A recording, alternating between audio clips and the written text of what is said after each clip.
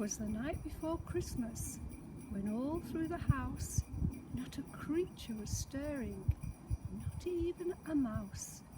Stockings were hung by the chimney with care, in hopes that St. Nicholas soon would be there. The children were nestled, all snug in their beds, while visions of sugar plums danced in their heads, and Mamma in her kerchief, and I in my cap, had just settled our brains for a long winter's nap. When out on the lawn there arose such a clatter, I sprang from the bed to see what was the matter.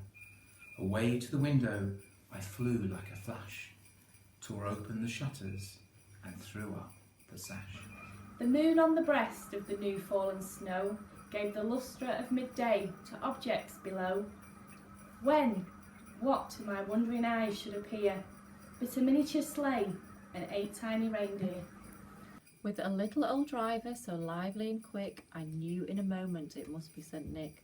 More rapid than eagles his coursers they came, and he whistled and shouted and called them by name.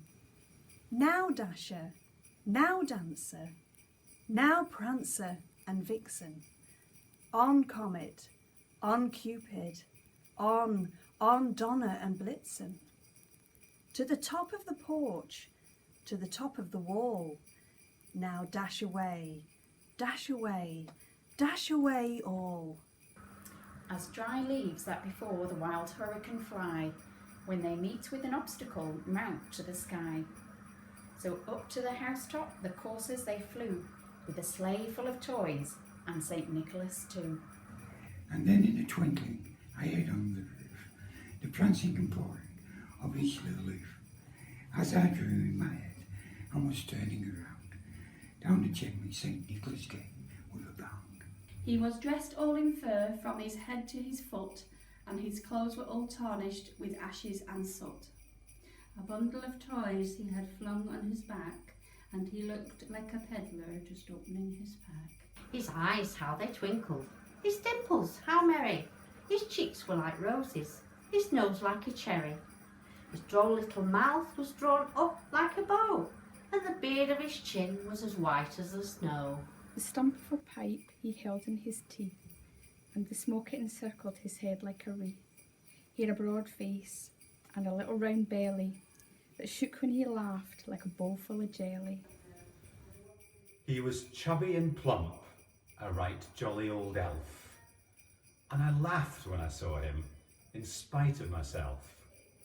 A wink of his eye and a twist of his head soon gave me to know I had nothing to dread.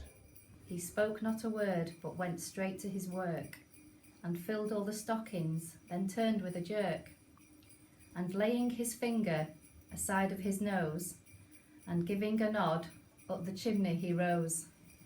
He sprang to his sleigh, to his team gave a whistle, and away they all flew like the down of a thistle. But I heard him exclaim, ere he drove out of sight, "Happy Christmas to all, and to all a good night."